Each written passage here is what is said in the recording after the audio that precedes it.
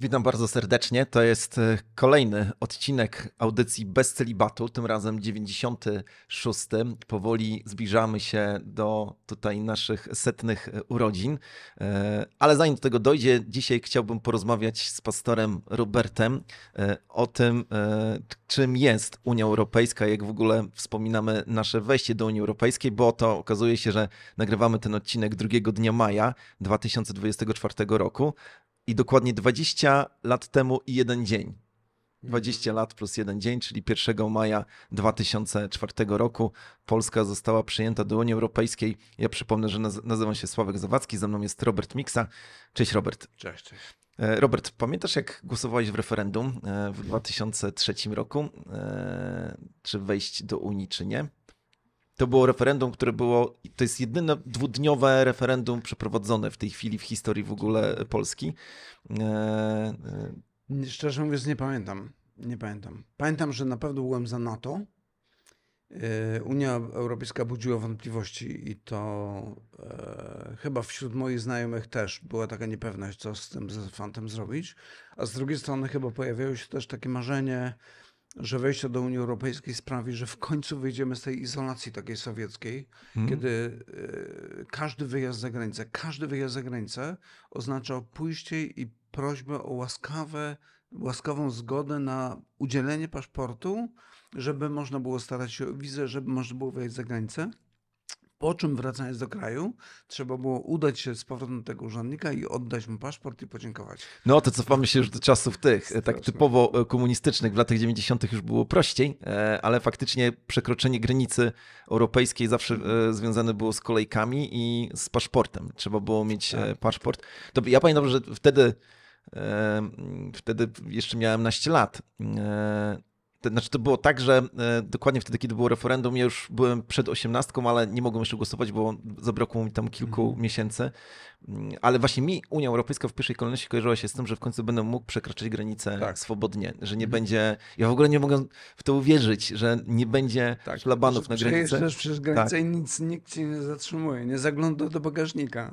Właśnie i to było dla mnie bardzo ważne wtedy, ale pamiętam, że jako taki młody ideowiec, oczywiście o nie do końca zweryfikowanych poglądach, byłem przeciwny. Byłem przeciwny z różnych względów, zaraz może je tutaj ujawnię, ale pamiętam, to też jest moje takie skojarzenie, że środowisko ewangeliczne, te, które ja znałem, i teraz powiem coś bardzo, bardzo na wyrost, bo ja mam w głowie po prostu kilka rozmów. Było przeciwne. Było przeciwne, bo mówiono wówczas, że że Unia to tak naprawdę legalizacja związków homoseksualnych, to aborcja i w ogóle samo zło i wejście Polski do Unii Europejskiej to tak naprawdę oddanie swojej niepodległości. O tym będę chciał z tobą jeszcze porozmawiać, jeżeli to oczywiście nam starczy czasu. No generalnie było to przedstawiane w bardzo takich ciemnych, moralnych perspektywach. Z drugiej strony oczywiście wszyscy widzieliśmy, że gospodarczo to bardzo pomoże. Tak. No i pomogło.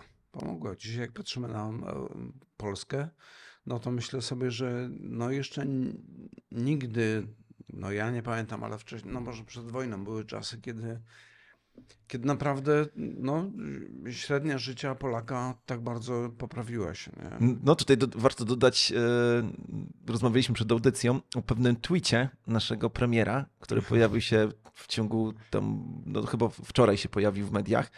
Mianowicie Donald Tusk napisał, że w Wielkiej Brytanii trwa w tej chwili dyskusja o tym, że PKB per capita, czyli na głowę, w 2025 roku może być dla Anglika mniejsze niż dla Polaka. No i oczywiście nasz premier obiecał, że tak się stanie, że tak będzie, ale podsumował, widziałem tego tweeta, podsumował to w ten sposób: tak się kończy wychodzenie z Unii Europejskiej. No bo faktycznie Anglia się odizolowała i w tym względzie poniosła tutaj porażkę. To można przytoczyć dość ciekawą statystykę, na którą natknąłem się ostatnio. Otóż okazuje się, że jeżeli, no powiedzmy, zapytałbyś na ulicy przeciętnego Kowalskiego, kto jest bogatszy, Polska czy Japonia, no to większość od razu powie zdecydowanie Japonia i to w ogóle nie ma o czym mówić. Natomiast okazuje się, że w latach 90. PKB japońskie per capita, czyli na głowę, Tak. było 3 razy większe niż w Polsce, natomiast dzisiaj w Polsce to jest niecałe 19 000, a w Japonii to jest około 34, więc ta różnica radykalnie się zmniejsza i to naprawdę znacząca. I myślę, że przeciętny Polak to czuje. Właśnie, słuchałem też wczoraj audycji też podsumowującej właśnie 20-lecie wejścia do Unii Europejskiej. Tam padały różne liczby i okazuje się, że w Polsce każda grupa społeczna, każda skorzystała na tym, że no właśnie, pytanie, czy na wejściu do Unii Europejskiej, ale na pewno skorzystała na ostatnich 20 latach. To znaczy rozwój gospodarczy Polski jest taki, że każdy na tym skorzystał. I ci najbiedniejsi, i ci najbogaci, i przedsiębiorcy, i nieprzedsiębiorcy, wszyscy na tym w jakiś sposób skorzystali. Po prostu widzimy to po liczbach. No i oczywiście tutaj trwa dyskusja. Eurosceptycy mówią, że niekoniecznie fakt. No i właśnie, z czego ten rozwój może wynikać? No bo jedni mówią, że rozwój wynika z tego, że dostaliśmy bardzo duże... rozwoju w Polsce. Tak, w Polsce. Że rozwój wynika z tego, że dostaliśmy duże dotacje na infrastrukturę i zresztą nie tylko na infrastrukturę, no i to pobudziło naszą gospodarkę. Ale drudzy mówią, że po prostu otwarcie granic. Polacy wyjechali za granicę, dostali pracę, no i oni zaczęli zwozić ten kapitał z powrotem do Polski. To jest zjawisko powszechne. Na tym poziomie takim małych firm, bo jeszcze przecież mamy większe firmy, które otrzymały możliwość inwestowania na terenie Europy, nie? Rozwijania swoich skrzydeł i wiele firm zrobiło to, nie? Także to na pewno odbiło się na całości gospodarki. No właśnie. Może pociągniemy ten wątek, bo pytanie jest takie, czy dla gospodarki dobre jest to, że po prostu zewnętrzne siły ją dotują? Czy to jest długofalowo dobre rozwiązanie? Czy też o wiele lepszym rozwiązaniem albo innym byłoby to, że po prostu nie ogranicza się tej gospodarki poprzez regulacje? Zwrócę uwagę, że tutaj w Unii w tej chwili panuje taka doktryna, że powinniśmy regulować wszystko. To nawet mówimy o takiej biurokracji. Niektórzy mówią o tym złośliwie, niektórzy mówią o tym pozytywnie. Co oczywiście ogranicza ręce przedsiębiorcom, ale doprowadza do tego, że jest porządek i tam, gdzie są jakieś potyczki czy jakieś problemy, to możemy wpompować po prostu jakieś pieniądze. Zawsze oczywiście rodzi się pytanie, skąd te pieniądze się biorą. A jest jeszcze drugie pytanie. Na jakich warunkach je otrzymamy? No właśnie. No tak. Bo zobaczcie, że Unia Europejska nie jest takim dobrym dziadkiem, który mówi, a to weź sobie, tu jeszcze 5 miliardów, tu jeszcze 20 miliardów, tylko mówi, dobra, damy wam, ale musicie spełnić taki warunek, taki warunek, taki warunek i taki warunek. I teraz pytanie, czy to nie spowoduje ideologizacji gospodarki, dla której ta ideologia stanie się takim kamieniem u nogi, który będzie ciągnął gospodarkę w dół. Co więcej, kiedy patrzymy na dane, kiedy porównujemy na przykład gospodarkę Stanów Zjednoczonych i Europy, no to jest bardzo ciekawa perspektywa. To znaczy w tym sensie, że to były lata 90., gdzieś połowa lat 90., kiedy zapowiadano, że już wkrótce europejska gospodarka przegoni gospodarkę amerykańską. Natomiast problem, i w tamtym czasie PKB gospodarki europejskiej wynosiło około 94% PKB amerykańskiego. I zaczęto zastanawiać się nad tym, w jaki sposób dogonić tą amerykańską gospodarkę. I okazuje się, że z badań, które gdzieś tam wewnątrz Unii przeprowadzono, badania wskazywały na to, że panuje zbyt duża biurokratyzacja. No więc stworzono komisję, która miała stworzyć zalecenia, jak odbiurokratyzować tą gospodarkę. Oczywiście komisja pracowała kilka lat, tam chyba 4 albo dużo protokołów. W międzyczasie PKB europejskie spadło w stosunku do amerykańskiego o kolejny procent. Potem okazało się, że Unia Europejska stwierdziła, że musimy zainwestować dużo bardziej w te takie bardzo rozwojowe firmy, takie na przykład R&D, startupy, firmy innowacyjne, które będą tworzyły nowy biznes. W Stanach Zjednoczonych na przykład mamy Nagle pojawia się Google, który jakby prawie że nieograniczony w swoich działaniach, po prostu rozwija się niesamowicie, czy Apple, i Unia Europejska stwierdza, dlaczego u nas nie ma takich firm? Dlaczego nie ma takich firm? No to znowu kolejna komisja powstaje, która bada to i mówi, wiecie co, jesteśmy za bardzo zbiurokratyzowani, więc musimy zrobić tutaj jakiś porządek z tym. W 2014 jedna z takich komisji, kiedy kończy pracę i mówi, tak, rzeczywiście to jest problem i my tutaj mamy kilka propozycji. PKB już sięga 90% amerykańskiego PKB. Później powstaje kolejna komisja, która znowu pracuje nad tym. W międzyczasie PKB jeszcze bardziej spada do 82% PKB amerykańskiego. Więc okazuje się, że... najlepszy był komentarz, tu gdzieś miałem zapisany, jednego chyba z szefów którejś z tych komisji, która się tym zajmowała. Jego wniosek był taki, po kilku latach pracy, mówi tak, albo prawo europejskie jest tak genialne, że nie da się go uprościć, albo rzeczywistość nie przystaje do prawa i prawo nie ma żadnego znaczenia. No ale rzeczywistość była taka, że Amerykanie cały czas szli do przodu, a Europa zostawała z tyłu. Co więcej, jednocześnie Azja zaczęła się rozwijać i okazuje się, że Europa już teraz tracimy nie tylko w stosunku do Ameryki, ale tak samo w stosunku do Azji, która ma dużo lepsze regulacje. Te relacje międzypaństwowe, wymiany gospodarcze, wymiany usług są dużo lepiej zorganizowane. Europa się starzeje, zostaje z tyłu. Nie wiem.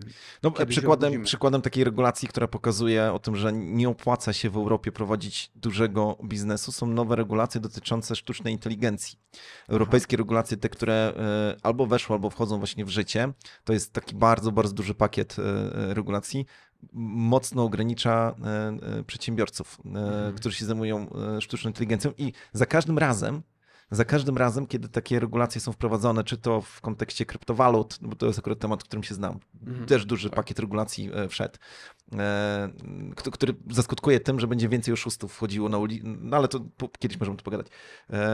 Teraz weszły właśnie regulacje europejskie dotyczące sztucznej inteligencji, które mówią, że mechanizmy sztucznej inteligencji nie mają prawa, te, które są tworzone na terenie Europy, na przykład rozpoznawać emocji. No i za każdym razem mowa jest oczywiście pozytywna, no bo kiedy taki mechanizm sztucznej inteligencji rozpoznaje emocje, no to może podjąć jakąś inicjatywę, żeby wpłynąć na ciebie. No i tutaj co do tego się zgadzamy, że to nie jest, że tak nie powinno być, albo może trzeba to w jakiś sposób powiedzmy ograniczyć, tylko że to zawsze jest pretekst do tego, żeby stworzyć całe kodeksy, które sprawiają, że tak naprawdę tobie się nie opłaca działać w Unii. Lepiej uciekać gdzieś tam do Azji, albo nawet do Stanów, chociaż Stany też zaczynają tutaj robić problemy. Ja tylko wpisałem sobie w tej chwili przed też naszą audycją, jakie gospodarki na świecie są w tej chwili najbardziej rozwijającymi się gospodarkami. Zadałem to pytanie do czatu GPT, więc wiemy o tym, że on się może pomylić, że coś ten. Wymienił tylko azjatyckie gospodarki. Wymienił Wietnam, wymienił Chiny. Wiemy, że Chiny się teraz potknęły i spowolniły, natomiast to pokazuje, że to podejście takiej wielkiej biurokratyzacji i takiego udawanego liberalizmu, bo w tej chwili to mamy w Europie, to do końca chyba nie działa, a zwrócę uwagę tylko na to, że Wietnam jest państwem na przykład komunistycznym. Tak przynajmniej się przedstawia, tam cały czas jest partia komunistyczna, a jednak taki komunizm, który wprowadził liberalizm. To samo Chiny, kiedy doświadczyły tego największego rozwoju, z którego się teraz akurat wycofują, to wtedy, kiedy po prostu zliberalizowały gospodarkę. Tego nie mamy w tej chwili w Unii. No ale właśnie, wróćmy do pytania, czy do tego pierwotnego wątku. Unia Europejska sprawiła, że nastąpił nieograniczony przepływ towarów, strumienia ludzi. Na początku to było... już nie usług. Natomiast 2/3 PKB Europy to są usługi. Więc się okazuje, że ten przepływ kapitału, zresztą Unia Europejska tak się zaczynała. To była przede wszystkim kwestia węgla i stali. Tak, wspólnota węgla i stali, tak się nazywała. Tak. No. A w tej chwili 2/3 PKB to są usługi, które nie ma tego wolnego rynku. Polacy nie mogą pracować dowolnie w każdym kraju Unii Europejskiej, ponieważ muszą mieć specjalne certyfikaty, a nie otrzymają tego certyfikatu, ponieważ nie ma prawa, które by pozwalało na coś takiego. Tam są jakieś pewnie sposoby na omijanie tego, więc Polacy i tak gdzieś tam jeżdżą i pracują, ale jest to problem. No dobra, no to w takim razie jak postrzegasz jako chrześcijanin i jako obywatel? Pytanie, czy oczywiście można to rozdzielić na potrzeby laboratoryjne, no bo nie powinniśmy tych dwóch jakby postaw tutaj ograniczać, ale czy bycie w Unii dzisiaj dla polskiego chrześcijanina to dobra rzecz czy zła? No, powiem tak, że to taka fałszywa dychotomia, nie? Znaczy, wydaje mi się, że nie ma jednoznacznej odpowiedzi na tak lub na nie. Natomiast bym powiedział tak, że biorąc pod uwagę całość, myślę, że nasza obecność w Unii Europejskiej nasz rząd powinien dążyć do tego, żeby nasza obecność była coraz bardziej znacząca. W tym sensie, że powinniśmy wpływać na kształt, wygląd Unii Europejskiej na wszystkie możliwe sposoby, żeby to, co jest złe w Unii, jakby wyeliminować, a te dobre rzeczy promować. No bo jednak pod względem gospodarczym jednak ewidentne jest to, że Polska się rozwinęła i tutaj chyba nikt nie ma wątpliwości co do tego. Natomiast to, co mnie niepokoi, i to jest tutaj chyba ten obszar, gdzie jest potrzebny wpływ polskiego rządu, polskich władz, tych, które jakiś tam wpływ mają na tworzące się prawo, to chodzi mi szczególnie o kwestię ideologizacji gospodarki, tak bym to nazwał. To znaczy chodzi o sytuację taką, co ciekawe, w Unii Europejskiej pojawił się taki projekt, to się nazywa Environmental Social Government System. To jest nowy sposób mierzenia wartości firm. I to będzie polegało na tym, że firmy oprócz tego, że prowadzą swoją działalność gospodarczą, będą musiały pisać sprawozdanie, w jaki sposób odpowiadają na wyzwania klimatyczne, a jednocześnie w jaki sposób promują szerokie relacje społeczne, tak. Czyli chodzi o generalnie LGBT. I pamiętam, słuchałem niedawno audycji, pan się nazywa Tomasz Wróblewski, jeżeli dobrze pamiętam. Tak. Tak, i on opowiadał, on jest doradcą w Unii Europejskiej.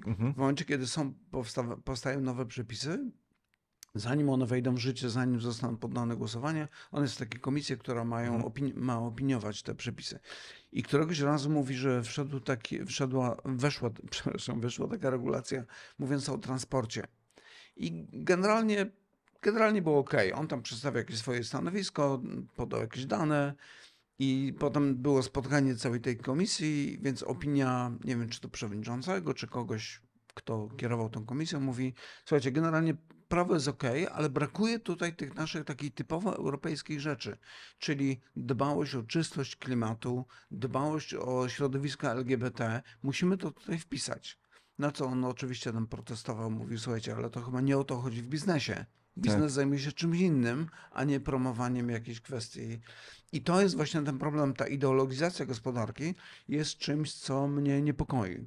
To znaczy, bo w momencie, kiedy, i to widzieliśmy ostatnio, kiedy te pieniądze z KPO miały wpłynąć do Polski po okresie pandemii, odbudowy gospodarki, się okazuje, że nie można, że rząd gdzieś tam jednak się próbował naginać w takiej innej sprawie, ale cały czas nic z tego nie było. Później się okazuje, że kiedy zmienił się rząd, Donald Tusk pojechał do Brukseli, to okazuje się, że część pieniędzy jednak można było dać. Bardzo szybko. Tak, no nie, w sensie, że żaden proces biurokratyczny ani legislacyjny by tyle tak krótko nie trwał. Tak. I co ciekawe, w samej Unii Europejskiej są komentarze, że to jest za bardzo zideologizowane. To znaczy, że to była kwestia polityczna, a nie tylko kwestia spełnienia Oczywiście, warunków. tak. To mi przypomina czasy w PRL-u. Żeby móc mieć jakiekolwiek stanowisko, trzeba było być członkiem partii. Jak nie byłeś członkiem partii, to była wielka lipa, no nie? Mówiąc kolokwialnie oczywiście. No i tutaj mamy do czynienia z taką sytuacją właśnie. To jest to, co myślę, że jest zagrożeniem również dla Kościoła. Nie? Bo jeżeli wprowadzono zostaną dalsze regulacje, między innymi na przykład jest na tapecie ta kwestia tak zwanej mowy nienawiści, to co to będzie oznaczało? To oznacza, i to prawdopodobnie nie będzie tylko tak, że każdy może mówić co chce, a jak go przyłapią, że gada głupoty, to się go postawi przed sądem. To raczej będzie tak, że my będziemy musieli pisać sprawozdania z tego, w jaki sposób tworzymy środowisko przyjazne wszelkiego rodzaju wolnościom, łącznie z LGBT.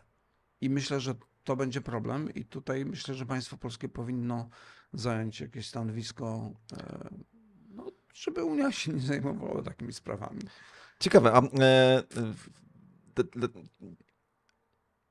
Zastanawia mnie wątek Norwegii. Teraz mówię, o co dokładnie mi chodzi. Norwegia nie jest członkiem Unii Europejskiej, ale myślę, że ktoś, kto się nie interesuje polityką, w ogóle by tego nie zauważył, bo ma otwarte granice, jest w Schengen, no w ogóle leży w Europie i im udało się, mają bardzo rozwiniętą gospodarkę. Co prawda mają rozwiniętą gospodarkę dlatego, że kiedyś odkryli wielkie złoża ropy, którymi potrafią odpowiedzialnie zarządzać i naprawdę robią to bardzo, bardzo odpowiedzialnie.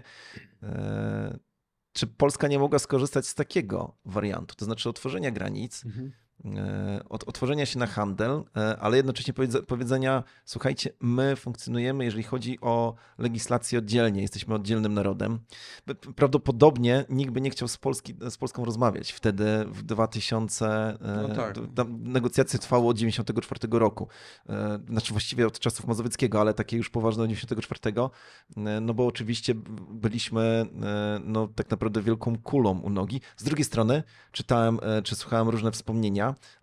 Negocjatorzy europejscy negocjowali wtedy nie tylko z Polską, tylko tam tych państw było chyba 10, jeżeli dobrze pamiętam, weszło wtedy w 2024 roku. I z tej dziesiątki państw, czy z tej całej masy państw, PKB Polski stanowiło połowę całej masy. Więc było jakby też podobno jasno, wewnątrz było wiadomo, że gdyby Polska nie weszła do Unii, a tam te pozostałe państwa by weszły, to byłoby to tak naprawdę porażką. No bo to tutaj była silna gospodarka. No tak, i to duży rynek zbytu jest, nie? A jeżeli początki były takie, że no chodziło o to, żeby jakby no, zmienia się bardzo poważnie sytuacja, jak to nazwać, geopolityczna, polityczna, to znaczy państwa, które kiedyś były państwami kolonialnymi, zaczęły tracić na znaczeniu, szukały pomysłu na jakby odbudowanie swojego znaczenia, ale już nie przez wojny i przez jakieś takie mordercze działania, no powiedzmy przynajmniej oficjalne, tylko przez jakąś unię gospodarczą, no to zyskanie tak dużego rynku zbytu jak 40-milionowy naród, to jest olbrzymi atut, nie? No i teraz pytanie, na jakich warunkach? I myślę, że widać, że te kraje zachodnie też podniosły się gospodarczo, zyskały bardzo dużo. Niemcy, które chciały być takim wielkim pośrednikiem pomiędzy złożami naturalnymi płynącymi z Rosji do Europy i później redystrybuowane na terenie Europy i oni byliby jednym pośrednikiem, no to po prostu zyskali na tym olbrzymie pieniądze. Zresztą to zawsze było dla nas dziwne, że Niemcy mają tańsze ropę czy gaz z Rosji niż my, którzy jesteśmy bliżej. To niestety, pomimo tego, że oczywiście jestem fanem wszystkich państw z Europy Zachodniej i w ogóle wszystkich państw, no dobra, nie chcę ale to tylko pokazuje, że z historii należy wyciągać wnioski. I że nie ma czegoś takiego, że nagle magicznie interesy polityczne się zmienią. Tak. Polityka jest zawsze polityką. No i skoro mowa o polityce, to mam do ciebie pytanie, czy Polsce należało się przyjęcie do Unii Europejskiej? Do czego zmierzam? Zmierzam do tego, że powszechnie mówi się, że to był jakby efekt, może nie powszechnie, ale myślę, że jest taki głos i bardzo wyraźny, że to, że państwa Unii Europejskiej przyjęły Polskę i pozostałe domoludy właśnie do Unii, że to był efekt takiego łaskawego działania, wyciągnięcia ręki i powiedzenia, no jesteście państwem trzeciego świata, a my tutaj narody, które są rozwinięte, czy państwa, które są gospodarczo rozwinięte, powiedzieliśmy sobie, że będziemy wspierać takich maluczkich jak wy. Tymczasem tutaj warto tylko przypomnieć, że to alianci wtedy, kiedy były no, te konferencje wojenne i postwojenne w Jałcie, w Teheranie i gdzie tam jeszcze gdzieś tam ta trzecia była, gdzie były ustalane granice, oddali nas w ręce Stalina. Teraz mają wyrzuty sumienia. No tak, niektórzy tak się mówi, no nie, że w szczególności Brytyjczycy, no nie, bo to Churchill nas oddał. No ale jeszcze jest druga rzecz. Naprawdę wiele razy to słyszałem i traktuję to oczywiście jako pozytywny głos, że Niemcy mieli przekonanie, że mają dług wobec Polaków za to, co się wydarzyło w czasie II wojny światowej i zresztą sam Helmut Kohl, tak? Willy Brandt chyba wcześniej. Bardzo dużo tych niemieckich przywódców, polityków, oni nawet w kuluarowych rozmowach mówiło, słuchajcie, wesprzemy Polskę i tak faktycznie się stało. Wtedy, kiedy w 1994 roku zostały złożone papiery o to, żeby rozpocząć negocjacje, odsłuchiwałem sobie różne audycje przed tą naszą audycją, to nasz wniosek trafił do zamrażarki. Ale Niemcy naciskały na to, żeby rozpocząć negocjacje z Polską. Co było efektem tego, że myśmy się, oczywiście też jakichś tam politycznych kwestii, również warto przypomnieć, że wtedy, kiedy Mazowiecki doszedł do władzy, czyli nasz pierwszy niekomunistyczny premier, to przełom lat 80., 90., to jego największym bólem głowy było to, że Zjednoczone Niemcy zaczną renegocjować zachodnią granicę Polski. I wcale nie była sprawa taka jasna. No więc koniec końców spetryfikowano te granice. Tam Polska musiała w jakichś tam kwestiach innych ustąpić, ale dostała też gwarancję te poparcia właśnie w Unii. Tak czy inaczej, czy my byliśmy tutaj takim graczem, który przychodzi i łaskawie prosił, słuchajcie, przyjmijcie nas do wspólnoty europejskiej, czy też możemy dzisiaj mówić, że nam się po prostu to należało? Gdybyś był jako pastor, zostałbyś prezydentem czy premierem w tamtych czasach. Jakiego kraju? No Polski oczywiście. To jaką byś postawę przyjął? Uniżoną czy odważną? Wiesz co, ja mam wrażenie, że w momencie, kiedy wprowadzamy takie pojęcia, że komuś coś należało, no to jakby wprowadzamy pewne pojęcia moralne, które w polityce mają, myślę, że drugorzędne znaczenie i nawet jeżeli pojawiają się pojedyncze osoby, które mają jednak sumienie, które jest aktywne, działa i oni słuchają tego sumienia, no to jednak w ostatecznym rozrachunku, kiedy decyzję musi podjąć czy to rząd, czy jakiś minister chociażby, czy ministerstwo, no to myślę, że liczy się przede wszystkim rachunek. Tylko wiesz, że to jest, myślę sobie, ci piloci, którzy walczyli o Londyn, czy tam umierali w czasie II wojny światowej za Wielką Brytanię i w ogóle Polacy, którzy walczyli gdzieś tam pod Monte Cassino. Strasznie to źle brzmi. I teraz wyobraźmy sobie takie... Nie, ale to zobacz, że teraz mówimy o takim poziomie jednostkowym. Mówimy o osobach, które, wiesz, mają honor, mają Nie, odwagę, ale to była decyzja polityczna, żeby skierować tam wojska. Wiesz, no, na tym to wszystko polegało, że my jako Polacy zostaliśmy, to trzeba jasno powiedzieć, bez żadnego wyrzutu. Politycznie zostaliśmy oszukani, byliśmy przegranymi, jeżeli chodzi o okres postwojenny do 89 roku. No i teraz fakt jest taki, że mieliśmy zawarte sojusze, na przykład z Anglią i z Francją, które zostały złamane przed rozpoczęciem II wojny światowej. Złamane. Zostały niedotrzymane, bo to tak oczywiście było powiedziane. No i pytanie, czy tamte państwa miały i mają wobec nas nadal jakiś dług? Szczerze mówiąc, ja mam bardzo poważne wątpliwości, jeśli idzie o moralne długi w polityce, że to jest sprawa, no dlaczego Winston Churchill, pomimo tego, że Polacy tak bardzo przyczynili się do tam wygrywania jakichś wojen w powietrzu na terenie Anglii, w którymś momencie się odwrócił od nas i oddał nas Stalinowi. Dlatego, że to było lepsze dla zachodniej Europy i dla niego. No właśnie. Ja mam wrażenie, że w ostatecznym rozrachunku to liczy się bilans korzyści i strat, zysków. Czyli Orbán jest całkiem niezłym politykiem. Trzeba to jasno powiedzieć. On walczy o interes swojego państwa. Tak. Okej. No.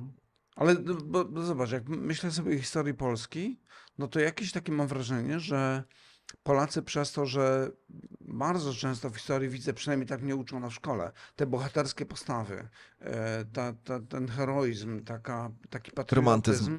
Tak, i dramatyzm ten... Polska mesjaszem narodów. Tak. No to my przegrywaliśmy cały czas. I się okazuje, że to jakby w polityce... No w polityce, tak ktoś tam mówi, chodzi o sprawczość, nie? Oczywiście. Przypominam sobie jak którąś z naszych audycji, gdzie rozmawialiśmy o tym, czy w polityce obowiązuje inna moralność. I nawet zadałem ci wówczas takie pytanie, czy... I co powiedziałem? No właśnie już próbuję sobie odświeżyć. Nie ma czegoś takiego jak moralność. No to tak jak, wiesz, zawsze sobie myślę o tej takiej zwykłej fizyce newtonowskiej i o fizyce kwantowej. W fizyce kwantowej trochę inne zasady obowiązują. To teraz pytanie jest takie, jeżeli jestem chrześcijańskim przywódcą, chrześcijańskim politykiem, To czy obowiązują Tak, mnie i inne tu jest zasady? poważny problem. To jest poważny problem. I szczerze mówiąc, nie znam odpowiedzi na to pytanie. Myślę, że to wymaga stworzenia bardzo silnego zaplecza politycznego, żeby móc być moralnym politykiem. Bez tego po prostu przegrywasz. Rozjadą cię, wyrzucą i niewiele z tego zostanie. Albo być może trzeba się zgodzić, że w polityce po prostu obowiązują inne reguły. Że jako chrześcijański polityk w życiu prywatnym obowiązuje cię moralność taka 10 przykazań, ale w tym życiu publicznym. Co ciekawe, bo Biblia nie Może definiuje, do no nie? pewnego stopnia tak. To znaczy, bo chodzi mi o tą sytuację, o której kiedyś już albo kilka razy rozmawialiśmy, o moralności w czasie wojny.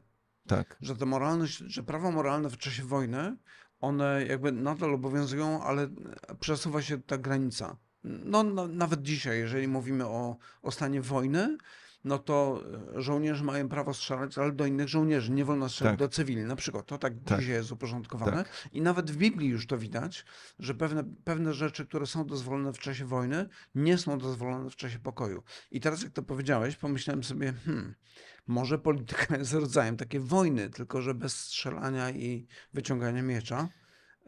I może rzeczywiście, ale to Zawsze potrzebuje czasu na to przemyślenie. napiszcie proszę w komentarzach, co wy myślicie. Ja tylko dodam jedną rzecz, na czym polega według mnie gra polityczna każdego państwa. Polega na tym, żeby wprowadzać wszystkie pozostałe państwa w błąd. Oczywiście, jeżeli ktoś jest nam wrogi, to w ogóle wprowadzamy w błąd za wszelką cenę, ale jeżeli ktoś jest nas przyjazny, to wobec nas przyjazny, to i tak próbujemy mieć nad nim przewagę informacyjną. I byśmy powiedzieli, w gruncie rzeczy nie jest to za bardzo moralne, ale tutaj trzeba jasno powiedzieć, że kiedy czytamy Biblię, no to tam nie ma wskazówek do tego, jak zarządzać państwem w ujęciu takim międzynarodowym. Tak mi się wydaje. Teraz myślę, że w przypowieściach Salomona czegoś nie było i czy Mojżesz przypadkiem nie dostawał jakichś wskazówek konkretnych, ale... No Salomon mówi o tym, żeby nie przesuwać granic ustanowionych przez ojców. No i też widzimy, że w tych stosunkach międzynarodowych Bóg oczekuje od królów Izraela tego, żeby nam polegali na nim. I rzeczywiście, no ale to nie da się tego tak przenieść, ponieważ Izrael był narodem wybranym. To była szczególna sytuacja. My dzisiaj nie mamy narodu wybranego w sensie takim, że tu Polacy są narodem wybranym, tak Mickiewicz chciałby, albo jakiś inny naród. Natomiast myślę, że wierność Bogu, przestrzeganie Jego zasad w skali... Bo powiedzmy tak, w momencie, gdybym był premierem, czy człowiekiem, który naprawdę ma władzę w kraju, to myślę, że robiłbym wszystko, żeby dbać o obywateli zgodnie z biblijnym kanonem moralnym. To znaczy, chociażby 10 przykazań, ale to też nie wprowadziłbym tego w prawo, ale chodziło mi generalnie o to, że jakby nie robię tak, jak to widzimy na przykład na terenach Afryki czy tych krajów mniej rozwiniętych, że jak człowiek dochodzi do władzy, to władza jest po to, żeby ustawić siebie i swoją rodzinę. No to myślę, że to jest przede wszystkim, jeden z takich elementów, który absolutnie należy wykorzenić z polityki, nie? Jako chrześcijański polityk myślę, że przede wszystkim czuję się w obowiązku dbać o naród cały, nie? Tak, mówiliśmy o tym, że Polska w swojej historii pokazała, że nie zawsze była przebiegła, tego wymaga polityka. To chciałbym tylko dla kwestii kronikarskich wspomnieć o tego, że jednak w negocjacjach z Unią Europejską okazaliśmy się najbardziej przebiegłym narodem spośród tych wszystkich, które wtedy starały się o akces. W 2002 roku, w grudniu, w Kopenhadze była zorganizowana kolacja przez duńską królową Małgorzatę, gdzie miały się zjechać wszystkie państwa, w ogóle przedstawiciele wszystkich państw członkowskich i tych państw, które się starały. Miało być podpisane ostatnie papiery o tym, że negocjacje zostały skończone. Kolacja się nie odbyła ze względu na polską delegację, która...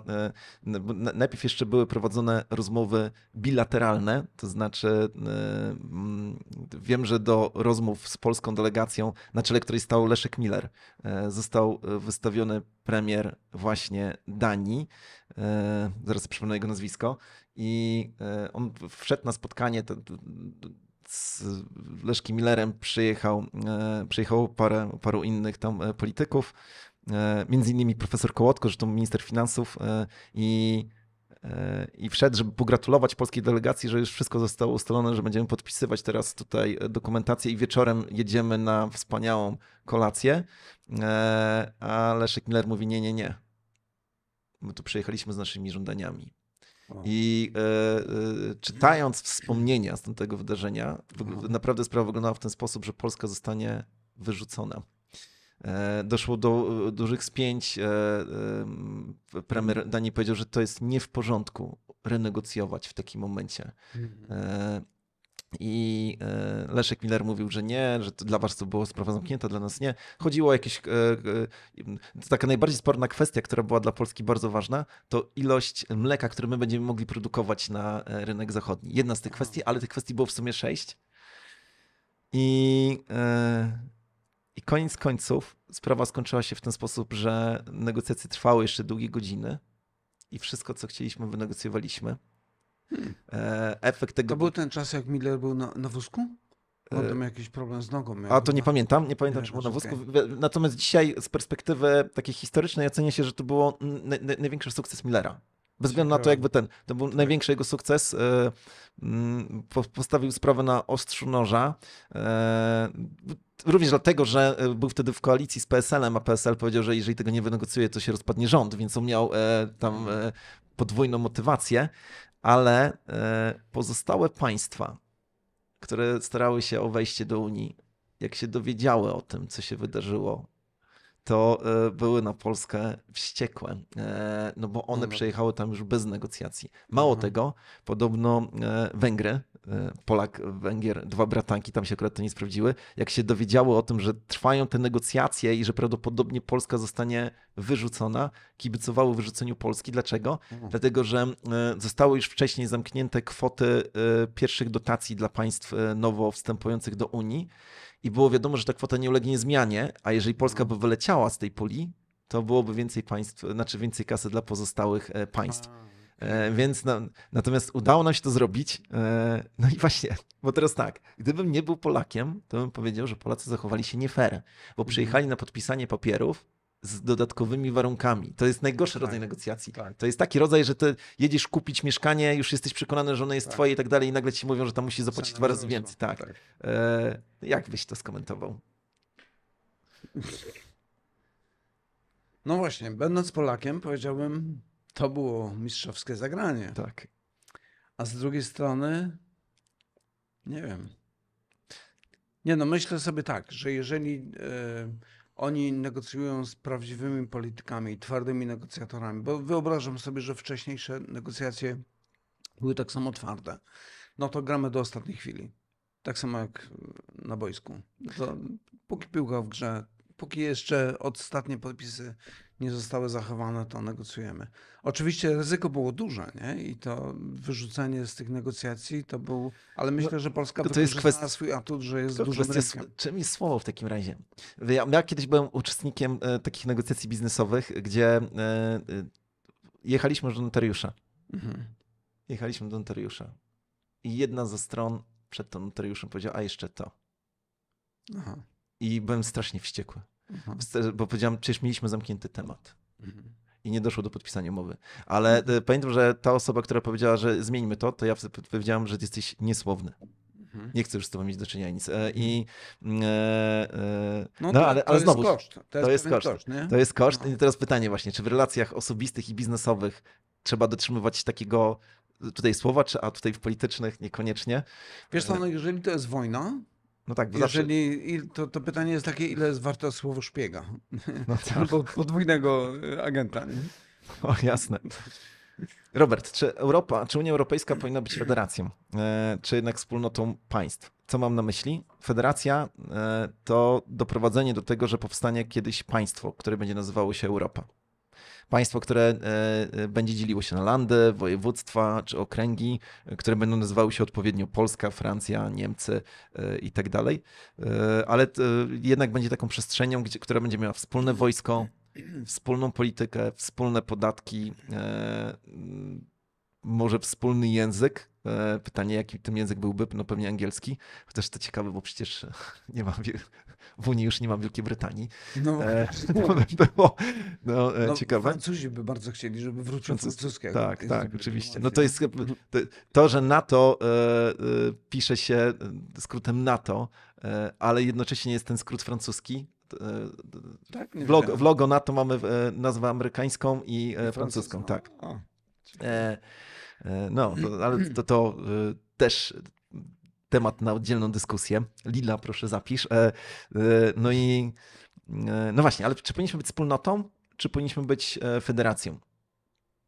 Wspólnota, mam na myśli wtedy to, że jesteśmy jednak niezależnymi państwami, które walczą o swoje interesy i koniec końców to zawsze będzie prowadziło do konfliktów. Zawsze będzie, ale utrzymujemy jakąś równowagę i próbujemy jakoś ze sobą żyć, czy jednak pozbywamy się swoich interesów narodowych i wierzymy, że ten eksperyment, który nie udał się co prawda w Związku Radzieckim, może się uda w Europie. Nie wierzę, żeby się udał. Udało się to Stanom Zjednoczonym. No, ale historia tego kraju jest Tak, zupełnie oczywiście. Myślę, że ostatecznie to musi być rachunek właśnie zysków i strat. I musiałyby być jakieś powody, dla którego stworzenie jednego wielkiego państwa opłacałoby się wszystkim. A myślę, że tak nie będzie, że różnice między nami są zbyt duże. Różnice kulturowe, historyczne, aspiracje polityczne są zbyt duże, ale myślę, że to może być też wartością. Tylko trzeba dać tym poszczególnym krajom wolność w rozwijaniu tych swoich cech charakterystycznych dla nich. I myślę, że tu Unia dużo więcej, dużo bardziej by na tym skorzystała. Natomiast jestem bardzo za, no właśnie tym, co daje nam strefa Schengen. Otwartość granic, tak. Wolność handlowa, przepływ kapitału, przepływ usług również, który nie jest chyba dopracowany tak, jak powinien być. To myślę, że wszyscy możemy skorzystać na tym. Natomiast tworzenie jednego państwa to zawsze jest pytanie o to, ale jakiego państwa, ale czyje interesy będą jak reprezentowane, a kto będzie miał więcej głosów i tak dalej, i tak dalej. I obawiam się, że biorąc pod uwagę tak wielkie różnice, nie dogadamy się. I co więcej, myślę, że nawet będzie tak, że jeżeli Unia Europejska, która w tej chwili jest zdominowana, mam wrażenie, przez lewicowe środowisko tak mocno, będzie dalej tak mocno naciskała na to dojdzie do rozpadu Unii. Albo do bardzo dużej transformacji Unii, że ta Unia będzie zupełnie inną Unią niż jest teraz. No też mówi się o tym, że powstaną dwie Unie, tak? Albo że w ramach jednej Unii będą dwie organizacje, które będą ze sobą konkurować. I to jest ostatnie pytanie, jaka powinna być rola Kościoła w tej całej dyskusji? I dlaczego zadaję to pytanie? Dlatego, że w historii Polski, wtedy kiedy następowała transformacja ustrojowa, to mediatorem pomiędzy rządzącymi, czyli przywódcami w PRL-u, a opozycją był właśnie Kościół. Kościół, który na samym początku nie postawił się po żadnej ze stron, dopiero później zaczął iść w stronę działalności opozycyjnej. Przepraszam, żeby tutaj być ściśle, w czasach oczywiście głębokiego PRL-u w podziemiu Kościół wspierał opozycjonistów, trzeba jest to powiedzieć. Ale mówię teraz o okrągłym stole. Tutaj Kościół starał się, tak jeżeli dobrze ja rozumiem historię, grać bycie mediatorem, żeby doprowadzić do bezkrwawej rewolucji, która koniec końców taka właśnie się okazała, była bezkrwawa. Czy tutaj, w tych potyczkach europejskich, Kościół powinien w jakikolwiek sposób zabierać głos w tej dyskusji? Wiesz co, ja jestem zwolennikiem rozdziału Kościoła państwa w znaczeniu takim, że Kościół nie wtrąca się w sprawy państwa. Mówię o Kościele jako instytucji, tak. A z drugiej strony państwo nie wtrąca się w sprawy Kościoła. I jestem tutaj za wielką wolnością, że Kościół powinien mieć wolność, ponieważ powiedziałbym tak, że Kościół przez swoją działalność tworzy moralny kręgosłup państwa. Jeżeli ten kręgosłup zostanie przetrącony, a będzie przetrącony wtedy, kiedy podetnie się nogi Kościołowi, to znaczy zabierze mu się wolność działania w tym sensie, nie? To myślę, że cały naród na tym straci w tym kontekście europejskim cała Unia Europejska. Więc myślę sobie, że rola Kościoła jest przede wszystkim działanie od podstaw. Budowanie silnych rodzin i tu jest jeden z elementów, gdzie mamy konflikt pomiędzy tym silnie lewicującym stronnictwem europejskim i Kościołem, które dba o rodzinę te lewicowe środowiska próbują zniszczyć rodzinę przez to, że mówią, ale rodzina to nie tylko mama i tata, ale również tata i tata, mama i takie tam różne historie. Ostatecznie to prowadzi do upadku moralnego społeczeństwa, do złamania jego moralnego kręgosłupa, do kwestionowania wszelkich zasad moralnych, co niszczy życie społeczne, ostatecznie niszczy życie gospodarcze i polityczne i kładzie kres narodom.